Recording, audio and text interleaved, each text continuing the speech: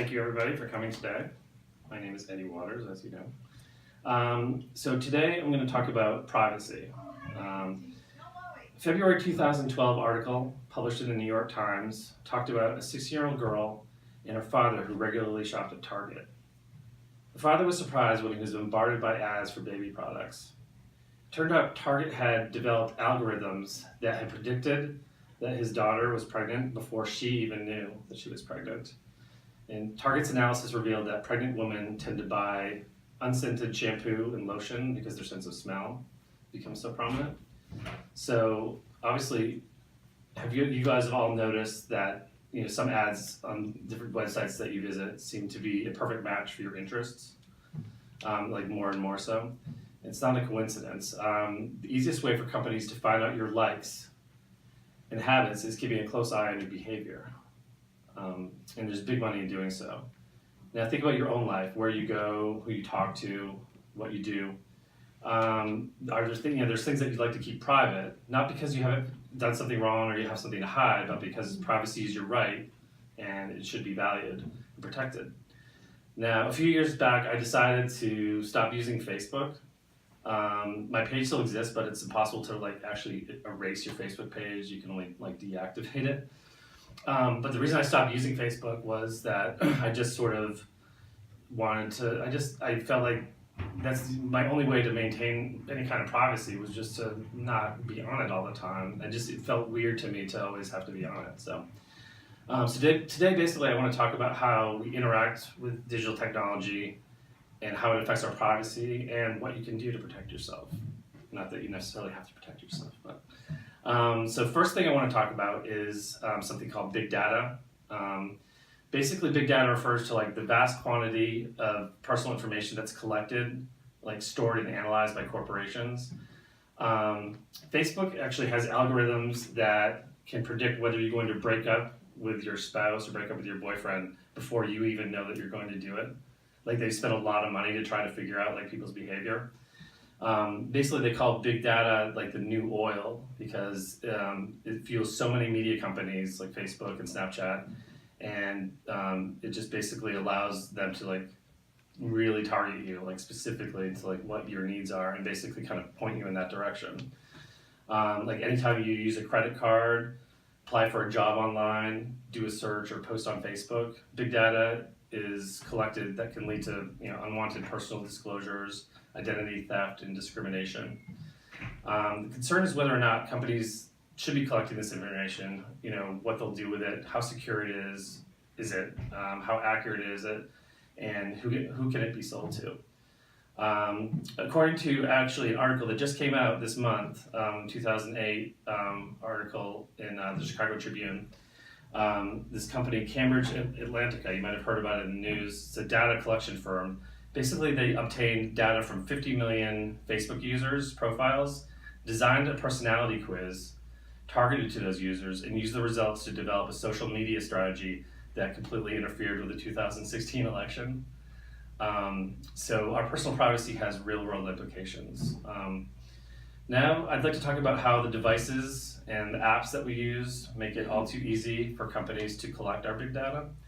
Obviously, there's 3 main technologies that we use every day that risk our privacy that are pretty obvious. First technology is smartphones. The second is social media, which I already kind of touched on. And the third is known as the Internet of Things. The Internet of Things, known as IoT.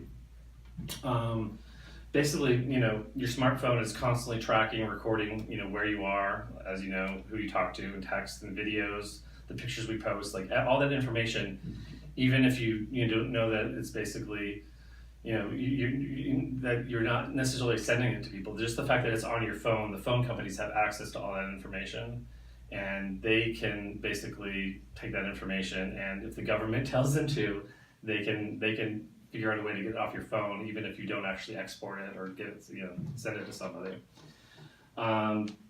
So obviously social media, like Facebook, they hold enormous amounts of personal data, like I talked about.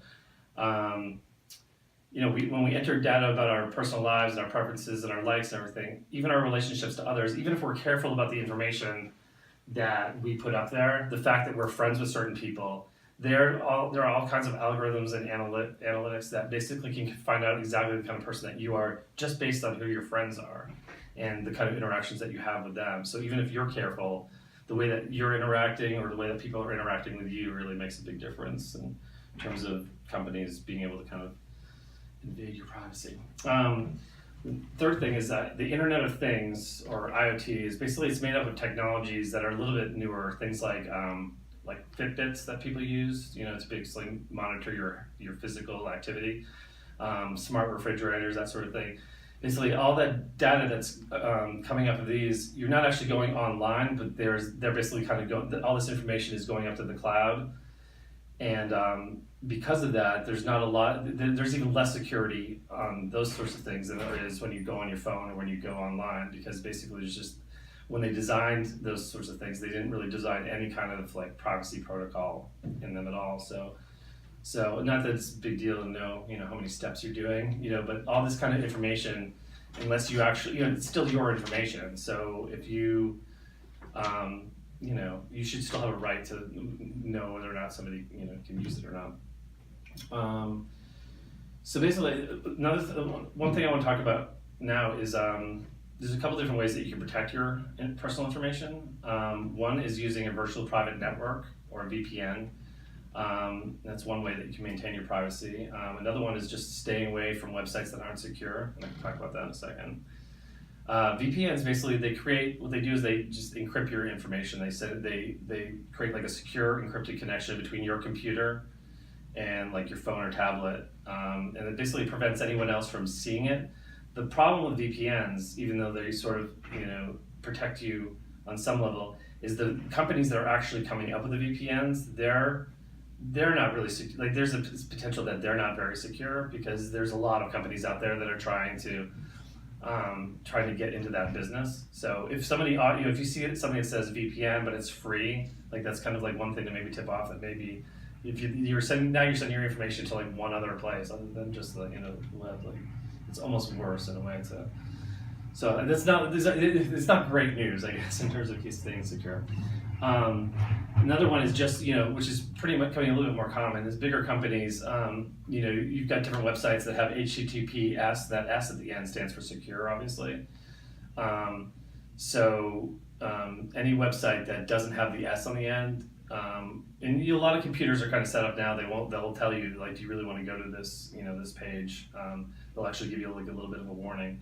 But that's another thing that you can do just on your own, is just to try to stay away from sites that aren't secure. In conclusion, your digital footprint is constantly growing, containing more and more data about the intimate aspects of your life.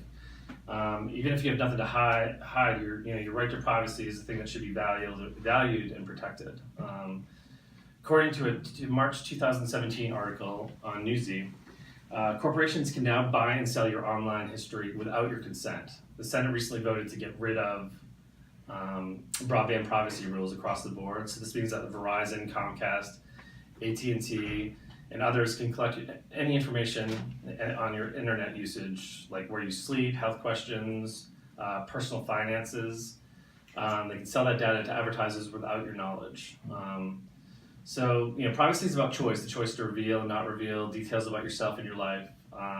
Every day we disclose information to individuals and organizations about who we are, what we do, and how we do it. So the digital age has kind of introduced the complexity to the concept of privacy that we need to try and understand and navigate. So I'm not saying delete your Facebook account, and throw away your smartphone, but be careful. So thank you for listening.